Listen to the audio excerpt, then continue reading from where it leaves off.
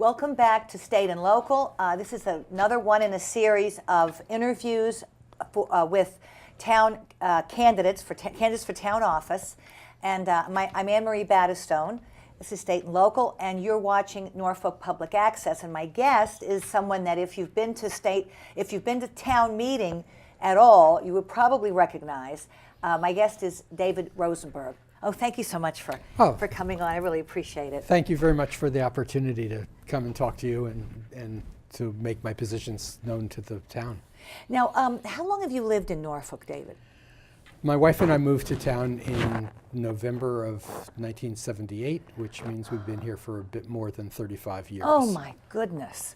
It must have been very rural then. I mean, must have been very different.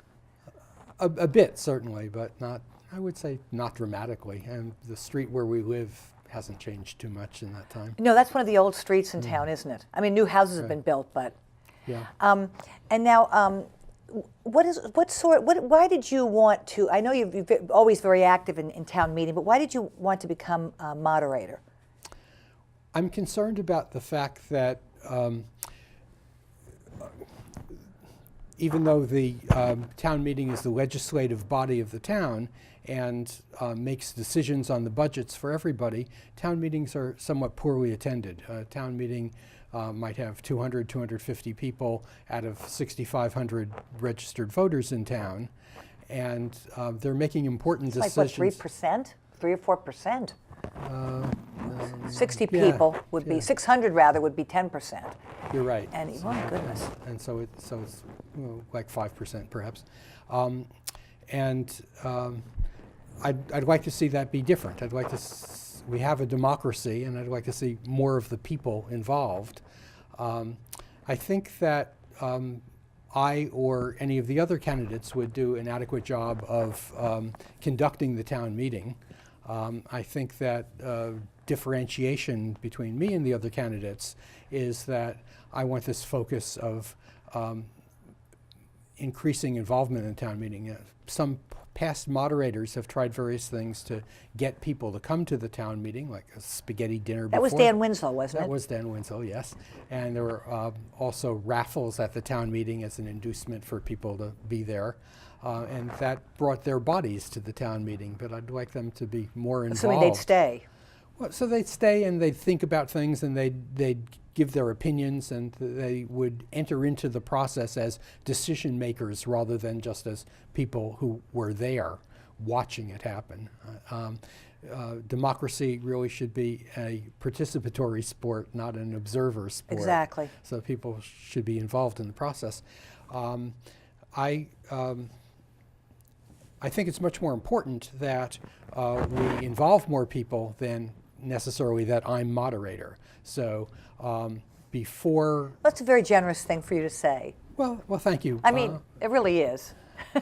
And in order to further that, there was a gentleman who was considering running for moderator and decided not to run, but I'd contacted him and I'd contacted the two other candidates and suggested that we could get together and brainstorm about how to make the meetings more participatory.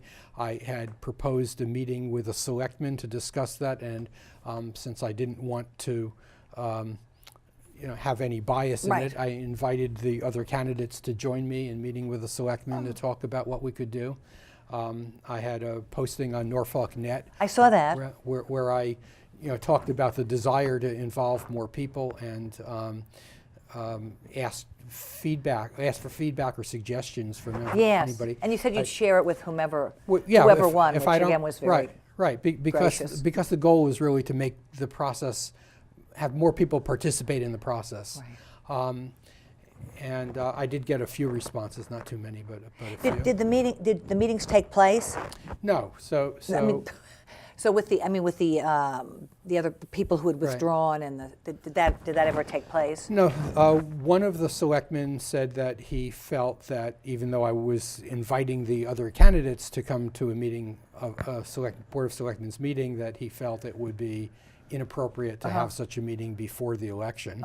And he was answering for himself, and I never got a formal answer from the Board of Selectmen as a whole. So that might still happen, I guess. Yeah. With respect to the brainstorming ideas, that didn't really catch on either. I mean, people are busy, and maybe they don't have sufficient time. I think one of the reasons that people don't attend town meetings, that not enough people attend town meetings, is that they feel that their presence doesn't really matter, that they're presented with articles and they hear the presentation about the articles, and they can vote yes or no. Occasionally they are amendments to articles, but not all that often. And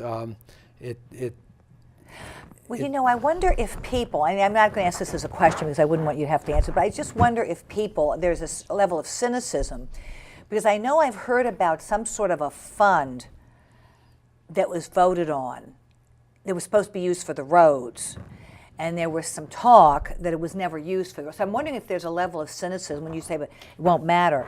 If people really wonder if what's voted on and stated is actually going to take place. So I'm just wondering that. If that doesn't, I think that's probably the case. I think that, in fairness, one has to say that lives are very busy these days. People have jobs. Maybe they have 2 jobs. Maybe they have childcare responsibilities. Maybe they're responsible for taking care of their own parents.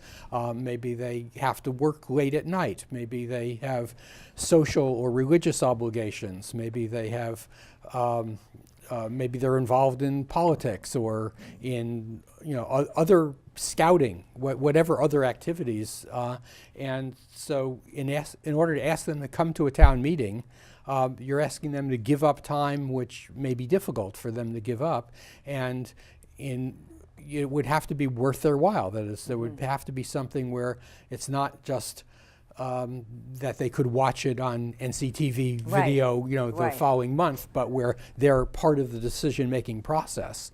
And so I think that. But do you think there is well, I know I am asking, but do you think there's a level of cynicism that people figure, well, what difference does it make what we vote, because maybe it won't ever come to fruition, or it won't pan out the way do you think there's any of that? I think there probably is. I think that it's not enough to just come to town meeting, because things change outside of the meeting, and you're asking people to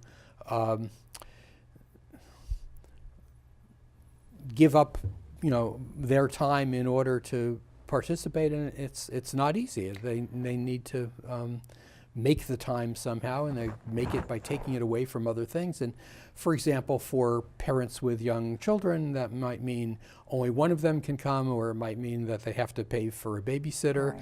Right. Now, you're asking for a sacrifice. I'm sorry. You had worked on something involving an online. Was it like an online chat type? Right. That's the wrong word, I think. Right. Posting and. Yes, I know what you're talking about. I'd be happy to explain it.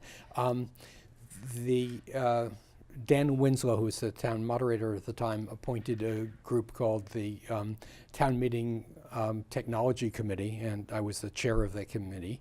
And the Town Meeting Technology Committee discussed what it could do to help town meeting go more effectively, efficiently. And our conclusion was that the biggest service we could provide would be to help people prepare for the town meeting, so that they would understand what the articles were really about, understand what had happened in past years, understand what other towns are doing, understand the interaction of the particular article with state or federal law, understand what the consequences of passing the article would be and what the consequences of not passing it would be. And in order to support that, we wanted to have a web-based discussion forum that would be available after the warrant was finalized, where people could discuss warrant articles, ask questions about them, advocate for them or advocate against them, and have time after they read what somebody else had written there to do some research or go check things out for themselves or come back with counter examples. Now, who was answering those questions? Anybody else that had participated in the forum, was anybody from the advisory board were those questions being passed to any of them to get the answers? So we had this set up so that anybody anywhere in the world could read it, but only Norfolk residents could speak in it. And we had about 100 people register for accounts so that they could participate. Relatively few actually did speak there. I can't tell how many people read it. I can hope thousands read it, but because you didn't need an account to read it. Anybody anywhere could read it. But relatively few spoke, and when there were questions, Jack Hathaway answered a number of them. Okay. And if the question had to do with a article being sponsored by the Energy Committee, then I try to get somebody from the Energy Committee to respond. But the whole forum was disappointingly quiet. I was disappointed that more people didn't get involved, and that there wasn't as much activity as I had hoped for. And it's too bad, because what is the budget? It's how many millions of dollars is the budget that's being decided at town meeting? I mean, do you happen to know? I think it's about 16 million. 16 million. I'm not positive. But it's an awful lot of money. And I know for myself, I mean, I'm not really proud about this, but sometimes when I read it, I go, oh my, and it's not that it's over my head. It's just, I just find it very dry, and following through and say this is replaced by that, and but I go, and I think for a lot of people it's just like, oh my God, what are they talking about, and even though somebody does get up and make a presentation, and they do have the video, I mean not the video, the projection, right, and the screen, but then then you turn around, you hear people complaining about how things have turned out, and they don't go. I mean, right, at least you make an effort to understand what's going on, and you go there and listen to what they say. Well, I'd like to make this attractive enough in the sense that people will know that they matter, so that they'll be motivated to go because their voice will count. Democracy means ruled by the people, and we need the people to be involved. I've had training as yes, I was going to ask you that. Specifically as a facilitator and as a moderator, and as a mediator. I meant to say facilitator and as a mediator. And as a mediator, one has to be a neutral, that is not take the side of either party. And that is exactly the same role that the moderator at the town meeting has. He has to be responsible for the process by which the meeting is conducted, but be entirely neutral with respect to the substance of the issues being discussed. And I have had training in doing that. I think I can do that well. What was the circumstance of that? Was it a job you had where you needed that training, or was it just by your interest, or?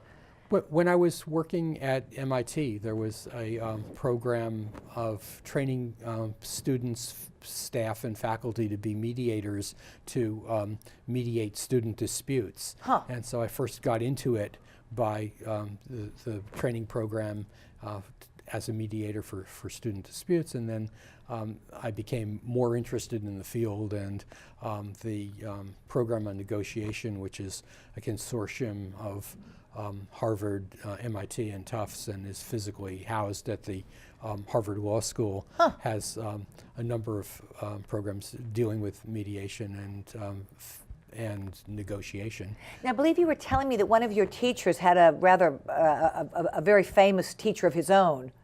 I think through the. Did you tell me something about the Los Alamos people? Yeah. So my first full-time, my career has been in computer software, and my first full-time job was at NYU at the an NYU computing center that was at the time funded by the Atomic Energy Commission, and it had a strong overlap with the graduate math department at NYU. And the some of the people under whom I worked at the NYU Courant Institute had themselves worked under people who had been involved at Los Alamos with the initial computing that Wow. that was done during World War II. So I'm My goodness. sort of like a third generation by having been mentored by people who were mentored by people who were. Are Los you a New Alamos. Yorker? Are you a native New Yorker? I was born in New Jersey, but my parents moved to New York when I was about 4.5 years old, Oh. and so I spent my formative years in New York. So it must have been. I mean, did you want to get away from that to come here, or I mean, was it a big shock to go from from New York City to a place like Norfolk? I mean, my husband grew up when he went to Pratt, and I mean, I think he prefers the quiet here. But I mean, in some ways, I know that he misses what New York has to offer. New York has a lot to offer, and when I was single, I really liked the fact that it was easy to meet people and there were things Go going on places. 24 hours Oh, a yes. day. And after I got married, I thought that I wanted a more quiet environment. And Right. I didn't move directly here, but this fits the quiet environment profile. Now, so you have a BSEE? Is that right, in electrical engineering? No, I initially started at Cornell as an electrical engineer, but in fact I dropped out of that program and was working at NYU and going to school at NYU for a while. Basically, when I started, there were no computer science programs yet. Right. And so I learned computer science kind of on the job with, as I described, this mentorship of people who had been in the very beginning of whose mentors were in the beginning of the Los Alamos effort. Now, I want to ask you a question. I believe there's I've heard that there's some sort of a book called Town Meeting Time. Is that the procedure that's used for town meetings, or is there some other procedure that's? So the Norfolk bylaws have a section that has to do with the conduct of the town meeting, and those bylaws are binding. One of the under those bylaws, the moderator has a fair amount of discretion, but the bylaws do reference the book Town Meeting Time and suggest that the moderator should be guided by town meeting time in areas that are not addressed by the bylaws. Now, so do you feel that this procedure? So you were talking about discretion of the moderator. So I wonder if there are things that do not fall within that that parameter where the moderator would have to use discretion in terms of maybe people said enough, or obviously if there's a disturbance, I mean, that's pretty clear that you have to act on that. But So again, the moderator is responsible for being neutral with respect to the substance of issues being discussed and being sure that the procedure is fair and that everyone has an opportunity to speak their piece and have their position heard. The bylaws describe the amount of time that people are allowed to speak. oh yes, And are there exceptions to that where, say, somebody's had the 5 minutes and then the 3 minutes? In other words, if something else comes up, that's what I wanted to ask about also, was the microphone situation. Do you think you'll keep it, if you're elected, you'll keep it the way it is? I'm not sure. Actually, that's one of the things that I hope to discuss with people if I'm elected moderator, discuss with people about how they think that the meeting can be more effective. I mean, I'd say whoever is elected moderator needs the advice and assistance of the voters of Norfolk in deciding how to make the town meeting work best for them. There are a number of books that deal with this. I'm reading some. When I was talking to other candidates for town moderator, I offered a reading list of books that I thought might be of interest. There are many towns, the majority of towns, cities and towns in the world, in fact, where the voters of the town are not the legislative body, where there's some city council or board yes. or office that makes the decisions and enacts the legislation. In Norfolk and in other New England towns, we're lucky enough to have participatory democracy where the legislative body of the town is made up of all the voters of the town who come to town meeting to decide what the town's laws will be. In places where that is not the case, there are attempts to have participatory budgeting where the town council is going to be responsible for, say, 70% of the budget, but this new effort, they're going to let the citizens decide on how 30% of the budget will be spent.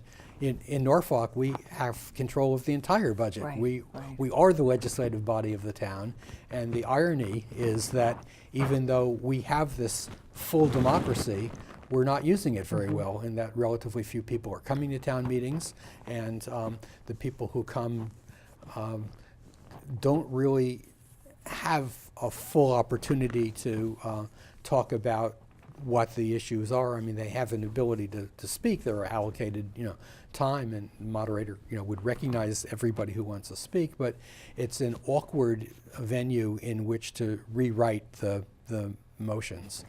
Now, why do you think what do you think you would bring to being moderator that perhaps the other two might not? Well, I think my This training that you alluded to? well, the training, but more than the training, even the goal. I mean, that if I'm elected moderator, what I want to do, and what I will, try to do however I can, is to make the process really participatory, to encourage people, as many people as possible, to be involved and be active parts of the town legislature in enacting laws. And I've been, open government is a buzzword these days, and basically means transparency and involving people, not having boards make decisions off in the quiet, but getting input from people, from the citizens. And we have the most open government. The citizens are the legislative body, and I've been attending webinars and reading books and going to seminars to understand what is being done in other towns that not so much New England towns that have our form of government, but more towns or cities that have more restricted governments, where the mayor is sort of doing a favor by letting the citizens be involved. And, Oh, yes. We're seeing that a lot of places nowadays. But I suppose, but of course there's still going to be some core of activity. For example, this whole business about, I don't know, I hope I've got this right, about getting a variance for those two, I think it's 106 and 108 Main Street, those buildings. So something like that is really in the hands of that board. I mean, it down the line, of course, it's going to affect expenses in the town because of extra children in the schools, and well, there's be perhaps more property tax, but depending on how they set those houses up. So that's something that you just, when you go to vote for these people on something like planning board, you hope that they're going to make the kind of decisions that you want for the town. I mean, the Zoning Board of Appeals, which is Right, the that's right. group that would have to That's right. grant variances, has the authority to make the decision and grant or not grant the variances. If the town wanted to control what was done, we could change the bylaws to make it so that, to preclude things so that they couldn't. Oh, that's true. That's right. variance. That's right. I mean, the bylaws are under the control of the town meeting. The town meeting is the authority that determines what the bylaws are. Because I think there was that particular situation down there. I think that was discussed at the last town meeting. I was reading on the Norfolk Net. Some people were saying that we had this had been discussed and so forth and so on, and I mean that was sort of why I was raising that issue about if there's a certain level of cynicism if things are going to go the way the way you voted. I mean, you certainly always hope for that, and I'm sure, most of the time that's the case. But I seem to remember town meeting being referenced and about that situation, about the houses being built down there. So this is an area where I'm not an expert, and and God knows I'm not. As moderator, I wouldn't be involved in the substance of any of these issues. But my understanding is that there's a bylaw having to do with density. Correct. And the number of bedrooms. That's right. And there was a vote about changing the bylaw to allow more or fewer bedrooms on a lot.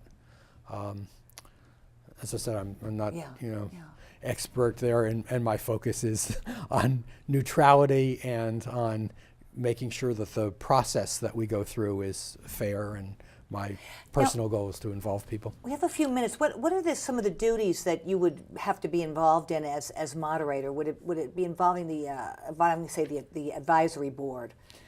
Does the moderator have anything to do with that composition of that board? So the moderator's most important responsibility is moderating the town meeting, that is, acting as the chair or facilitator for the meeting, and being sure that everyone has an opportunity to be heard, and that the discussion is respectful and civil and stays to the point, and the moderator has access to the town council, who would provide rulings on any legal issues that came up, and so that's the most important responsibility, running the town meeting. Other responsibilities that the moderator has is appointing members of the advisory committee. The advisory committee has 9 members.